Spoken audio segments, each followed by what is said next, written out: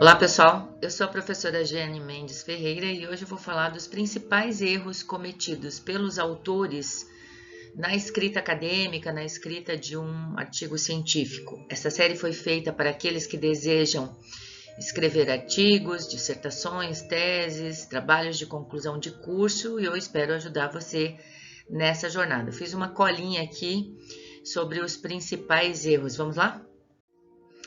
Então, pessoal, eu fiz uma lista aqui dos principais erros cometidos pelos autores e essa lista ela vem da minha experiência como avaliadora de periódicos na área de ciências sociais aplicadas, como avaliadora de trabalhos, fazendo parte de bancas de conclusão de trabalho de conclusão de curso e também como editora de periódico. Então, vou por partes, né? No referencial teórico, qual é o principal problema apresentado? Falta de profundidade. Esse é um erro muito comum.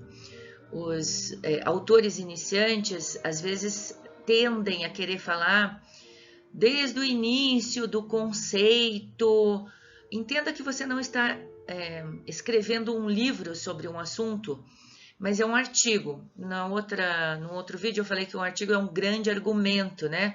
Você defende uma ideia de como funciona um determinado fenômeno e daí você vai sustentar essa ideia por meio da teoria, que é o referencial teórico, e por meio das evidências empíricas, então seus dados coletados na realidade. Então, esse referencial teórico ele precisa de bastante profundidade. Imagine que é um quadro que você vai desenhar não do início da história para cá, mas daquele recorte, daquele fenômeno. Então, o que os cientistas sabem sobre aquilo, no nosso caso, né? De ciências sociais aplicadas, que a gente está trabalhando com organizações, o que a gente sabe, o que os cientistas já estudaram sobre isso. Então, você está se unindo a um grupo que estuda especificamente um assunto e essa comunidade ela já tem um corpo de trabalhos que eles precisam ser colocados para comparação, para contraste, para que a gente possa evoluir. Se você não faz isso no referencial teórico, a sua análise vai ficar prejudicada lá na frente. Tá? Então, referencial teórico, o principal problema é falta de profundidade.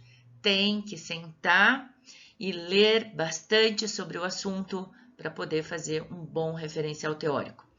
Na metodologia, né? É importante, eu não gosto de chamar o capítulo de metodologia, eu gosto de chamar de procedimentos metodológicos, porque é isso que a gente tem que mostrar, né? Como a gente fez aquilo, como a gente coletou o dado, como a gente chegou àquele conjunto de dados. Então, é bem importante que você diga ali o que é que você está fazendo, como foi feito e por que foi feito. A maioria, né, dos estudos que são reprovados, eles querem escrever um capítulo sobre método, então fica lá uma página inteira falando o que é uma entrevista. Escolhe um conceito, diz, olha, o que eu estou considerando como entrevista é isso. Por que a entrevista é a melhor técnica de coleta de dados para você naquele momento, né? E como ela foi feita.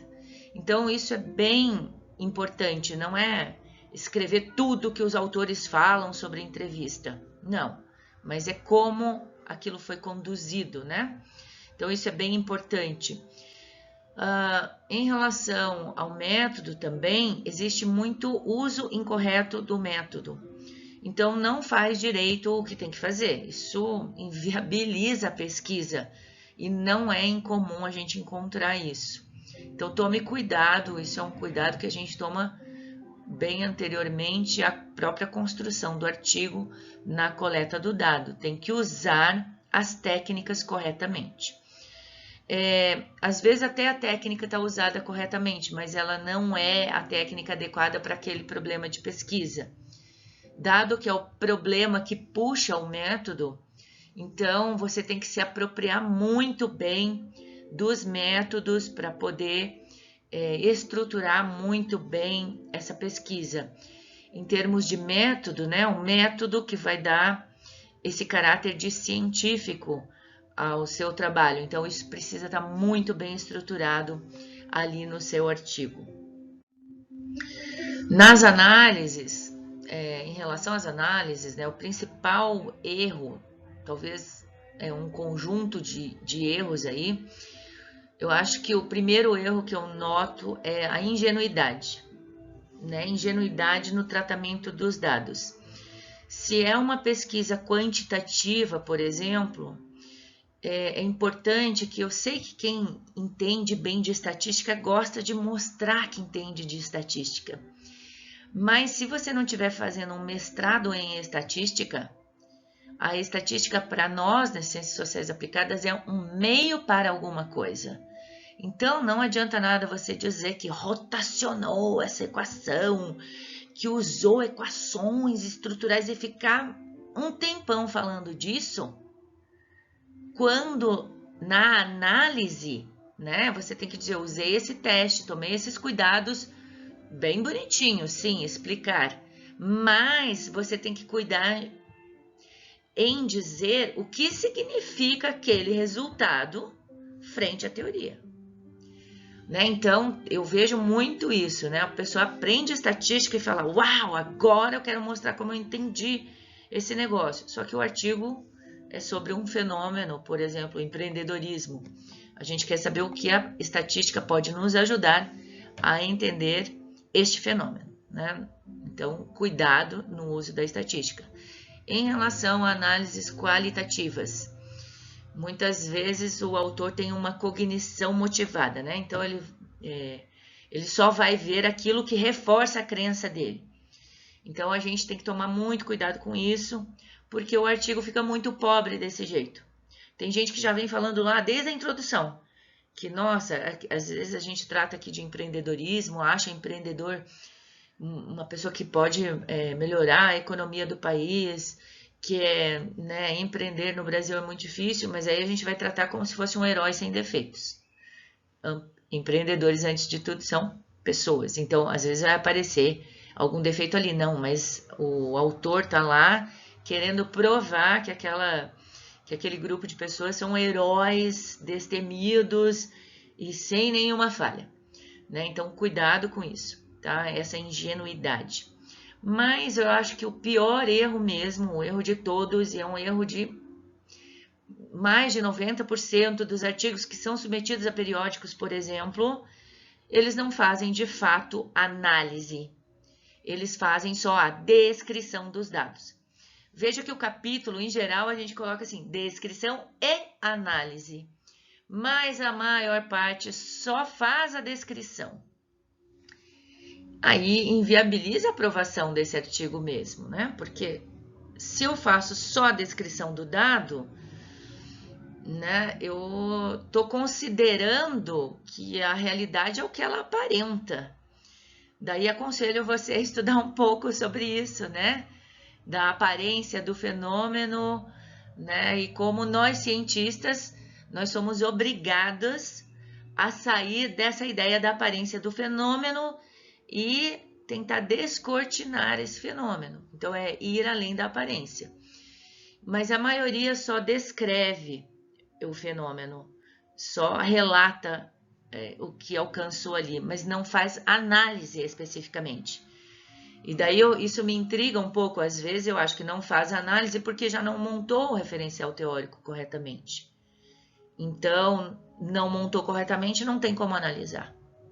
Então, eu olho muito, quando eu estou avaliando o artigo, se eu quero decidir se eu vou continuar a ler aquele artigo, se vale a pena eu usar aquele artigo para sustentar algum trabalho meu, ou se vale a pena ler mesmo para matar algum tipo de curiosidade, eu vejo os autores que estão no referencial teórico e depois eu vejo se esses autores efetivamente estão lá no capítulo de descrição e análise dos dados.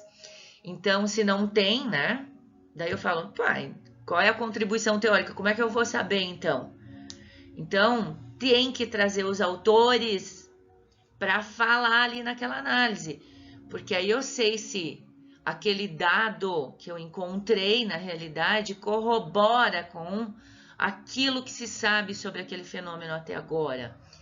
Daí eu vou saber se não corrobora, se contraria, se a teoria pode ser complementada com aquele achado de pesquisa que eu estou lendo ali naquele artigo, ou naquele artigo que eu estou escrevendo.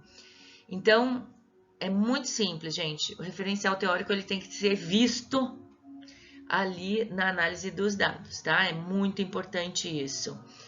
E claro, né, o uso incorreto da técnica de análise vai implicar aqui numa análise muito mais pobre e a gente tem que levar isso em consideração quando a gente está escrevendo.